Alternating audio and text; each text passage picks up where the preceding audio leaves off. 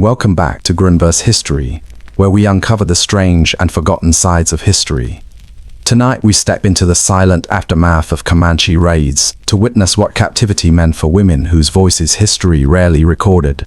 The American frontier is often remembered as wide skies and open freedom, but freedom for some ended in a single afternoon. Some captives were never ransomed, never rescued, never spoken of again. What happened to them was not written in treaties. You wake to the sound of wind moving through tall grass. Your hands are bound. The ground beneath you is cold.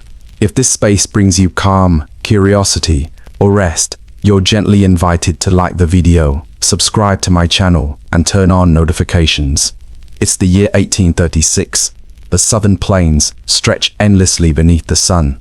A 17-year-old girl watches her father-in-law struck down by a war club. Her mother-in-law stabbed and left bleeding in the dirt before she can scream. Warriors seize her and throw her onto a horse. She is 6 months pregnant. Her name is Rachel Plummer, and for the next 21 months, she will experience things so terrible that even in her own published memoir years later, in the safety of her father's home, she still refused to describe them fully. You can almost feel her heart racing, the terror flooding her as she's dragged away, her world shattering in front of her eyes. She wrote only this: "To undertake to narrate their treatment would only add to my present distress. For it is with feelings of the deepest mortification that I think of it, much less speak or write of it." Rachel Plummer was one of thousands. During the 1800s, native tribes across the American Southwest captured hundreds of women from frontier settlements. Some were ransomed back to their families after months or years of negotiation. Some escaped during moments of chaos and walked hundreds of miles back to civilization. Most were never seen again, and the ones who did return carried stories that would haunt them until their final breath, stories they could barely bring themselves to tell. The raids always followed the same pattern. Warriors attacked at dawn or dusk when visibility was poor, and families were at their most vulnerable. Isolated homesteads were the easiest targets. Families living miles from their nearest neighbor, with no one to hear their screams. The men of the household died first. Husbands, fathers, brothers, sons old enough to hold a rifle, usually within the first few minutes. There was no negotiation, no warning, no mercy, just efficiency. You can almost hear the chaos, the screams that pierced the morning silence, the sound of lives being extinguished. Then the selection began. Women of childbearing age were the most valuable. They could work. They could be traded to other tribes or sold to Mexican traders who operated slave markets in the northern territories. They could become wives and bear children who would grow up as full members of the tribe. Young girls under 10 were also prized because they could be raised within the tribe and eventually forget their former lives entirely. The elderly were killed immediately. They couldn't work. They couldn't bear children. They would slow the raiding party down during the long journey back to camp. So were infants. A crying baby could alert pursuers to the group's location. They were liabilities that the warriors simply couldn't afford.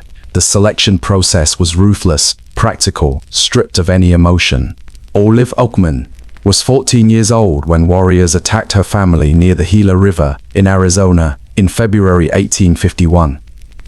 You can feel the weight of the moment, the innocence of youth, lost in a heartbeat. Her family had been traveling west with a group of settlers, but disagreements about the route had left them isolated and alone. The Oatmans pressed on by themselves, convinced they were only days from safety. They were wrong. Olive watched her father beaten to death with clubs, her mother killed beside him, her older sister, her baby brother. 4 of her siblings murdered in minutes while she stood paralyzed with terror. When the killing stopped, only Olive and her 7-year-old sister Marianne remained alive. The warriors dragged them into the desert. Olive later described walking barefoot through the wilderness for an entire night, over sharp rocks that sliced her feet, through patches of cactus that left dozens of spines embedded in her skin. No food, no water, no rest. Every time she stumbled from exhaustion, she was struck with clubs. Every time she slowed, she was beaten until she moved faster. Her little sister walked beside her, bleeding from her own wounds, too terrified to cry, too exhausted to speak. By dawn, Olive's feet were so torn and swollen that every step felt like walking on broken glass. But she kept moving because stopping meant dying.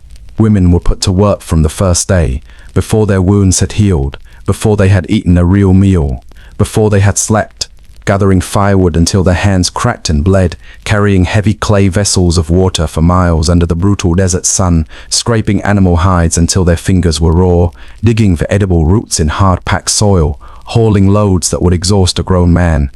Every task that no one else wanted to do fell to them. Every job too menial or too exhausting for members of the tribe became theirs. They ate last. Whatever scraps remained after the entire tribe had finished eating. If a hunt had been poor, there might be nothing left at all. They went to sleep with empty stomachs and woke before dawn to work again. Rachel Plummer described her first months among the Comanches. I was kept constantly at work from earliest dawn until late at night. When I failed to perform my tasks to their satisfaction, I was beaten with clubs and sticks. My life was one of constant dread, suffering, and misery. The beatings came frequently and without warning, for working too slowly, for showing exhaustion. Olive Oatman spent an entire year as a slave among the Yavapai, before being traded to the Mojave tribe. During that year, she and her little sister Marianne were worked to the edge of death, beaten regularly, fed whatever scraps no one else wanted. Given no shelter from the brutal Arizona sun or the freezing desert nights, Marianne was only 7 years old. Her small body simply couldn't handle the abuse, the starvation, the endless labor. She began wasting away, growing thinner each week, weaker each day. Olive watched her little sister dying by inches, watched the light fade from her eyes, watched her become a shadow of the laughing child she had been, and there was nothing she could do to save her. But what truly broke these women was not the labor, it was not the starvation. It was what happened when they disobeyed, or sometimes when they did nothing wrong at all. Matilda Lockhart was 13 years old when she was captured by Comanches in Texas in 1838. Just a child, a farmer's daughter, who had never harmed anyone. She spent 2 agonizing years in captivity before being returned during peace negotiations in San Antonio in March 1840. When the Texan authorities saw what had been done to her, they could barely speak. Hardened frontier men who had seen violence their entire lives stood in shocked silence. A witness named Mary Maverick, who helped bathe and dress the girl after her release, later described what she saw in her diary. Her head, arms, and face were full of bruises and sores. Her nose was actually burnt off to the bone, all the fleshy end gone, and a great scab formed on the end of the bone. Both nostrils were wide open and denuded of flesh. Matilda, barely able to speak above a whisper, explained how it happened. The women of the tribe had made a game of tormenting her, evidence of systematic cruelty that went far beyond punishment, beyond discipline, into something darker that served no purpose except suffering itself. Mary Maverick wrote that Matilda was utterly degraded and could not hold up her head again. Matilda Lockhart never recovered from what had been done to her. Not physically, not mentally, not spiritually. She died 2 years after her rescue, her body too damaged to continue, her spirit too thoroughly broken to want to. She was 15 years old when she died. Fire was a tool the tribes understood well. The fires were kept deliberately small, so the suffering would last for hours. This was usually reserved for male prisoners or for sending messages to enemies.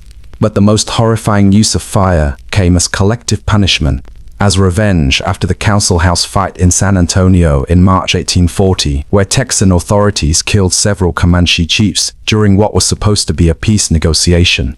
When another Comanche band arrived weeks later to negotiate for different captives, they brought a survivor who described everything that had happened, every detail, every scream. There was another test captives faced a ritual designed to break them from their very first day. It was called running the gauntlet. The captive was forced to run between 2 long rows of warriors armed with clubs, sticks, whips, and anything else that could cause pain. Every person in those rows struck them as they passed. The goal was simple: reach the end still standing. Those who fell were beaten until they got up. Those who couldn't get up faced worse. The gauntlet served multiple purposes. It was entertainment for the tribe, a celebration of the successful raid. Those who showed courage, who refused to cry out, who kept running no matter how many times they were struck, sometimes earned marginally better treatment afterward. Those who showed weakness only invited more abuse. Rachel Plummer wrote about enduring the gauntlet multiple times during her 21 months of captivity. She learned quickly through brutal experience that showing pain only encouraged more violence, that crying only made them hit harder. They respected bravery more than anything, she wrote years later. I wish I had known it sooner. By the end of her captivity, Rachel had learned to fight back when one of her captors attacked her. She beat the woman so severely that the warriors standing nearby actually laughed and cheered. They admired her spirit, her refusal to be broken. From that day forward, her treatment improved, not dramatically, but enough to notice. Most captives never discovered this. They remained victims, growing weaker each day until they died in captivity, or were finally ransomed back to families who barely recognized them. Some women faced a different fate entirely. They were taken as wives. Wives with the tribe, instead of eating scraps, faced less random physical abuse, had a defined place in the social order, had someone who in their own way claimed responsibility for them. Cynthia Ann Parker was captured at age 9 in the same raid that took Rachel Plummer. The attack on Fort Parker that May morning in 1836. She was just a child. She watched her family killed and was carried away into a world she didn't understand. But Cynthia Ann didn't spend 21 months in captivity like Rachel. She spent 24 years. She grew up Comanche, learned their language, their customs, their beliefs.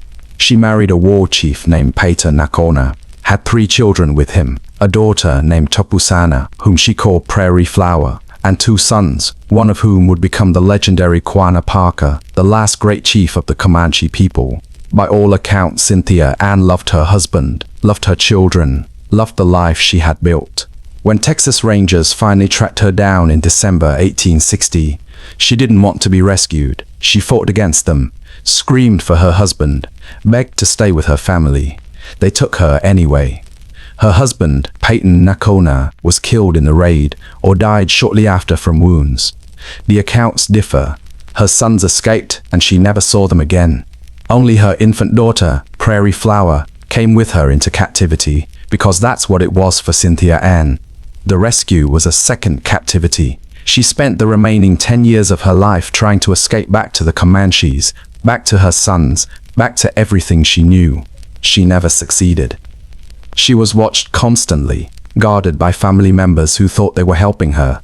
She died in 1870, heartbroken. Some historians believe she simply stopped eating after Prairie Flower died of influenza, that she starved herself intentionally, that she chose death over a life among people who were now strangers to her.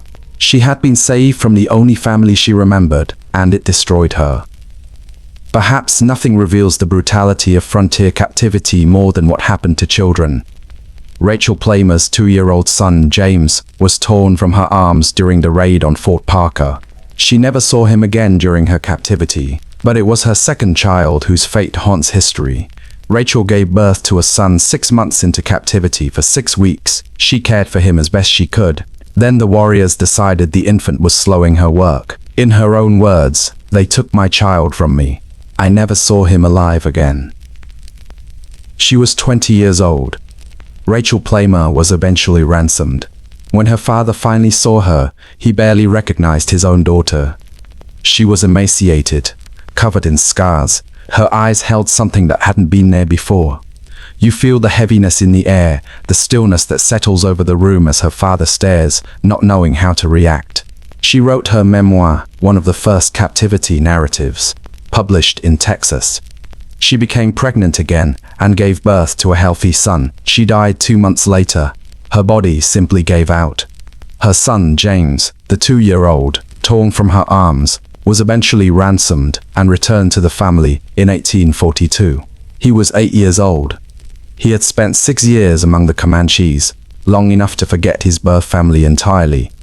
You can almost feel the confusion in his eyes as he meets the family he barely remembers. Olive Oatman was released after 5 years with the Mojave tribe. Unlike her brutal treatment by the Yavapai, her time with the Mojave had been more complex. They had adopted her, given her land to farm, tattooed her face with their sacred marks, but she was still a captive. She couldn't leave. When she finally walked into Fort Yuma in 1856, she weighed barely 80 pounds, could barely speak English anymore. You can see her standing at the gates, fragile and broken, no longer fully part of either world. Olive became famous. Lecture tours, a published book, a symbol of frontier survival. She married a cattleman, lived quietly in Texas for decades, but she never fully returned to who she had been. Her husband reportedly spent years buying and burning every copy of her memoir he could find, trying to give her peace from a past that wouldn't let go. You can almost feel the tension in her home, the conflict between her husband's attempts to bury the past and her constant struggle with its memories. She kept a jar of Mojave mesquite seeds on her shelf until the day she died, a small reminder of a life she could never fully leave behind. By the 1870s, historians estimate that at least 30% of Comanche, Kiowa, and Apache populations had captive ancestry. The line between settler and native was far blurrier than 19th century Americans wanted to believe, far more complicated than the simple stories of civilization or savagery that newspapers loved to print. Some captives became fully assimilated. They learned the language fluently, adopted every custom, married warriors, and bore children who grew up as full members of the tribe with no memory of any other life. Others remained walking, wounded, who could never fully heal, who flinched at sudden movements, who woke screaming from nightmares decades after their rescue, who could never explain to their families what had really happened because the words simply didn't exist, and thousands simply disappeared, taken in raids, and never seen again. No memoirs to tell their stories. The fire burns low now, the crackling fading into the silence. The journey is over, but its echoes linger in the stillness of the night. You can almost feel the weight of the air, heavy with the unsaid. With the lives once caught between worlds, take a slow breath. Let the darkness of the past fall away like a gentle veil. If you found peace in the stories we shared tonight, consider leaving a like, a share, or subscribing to our quiet corner of history. Goodbye, and we will meet again.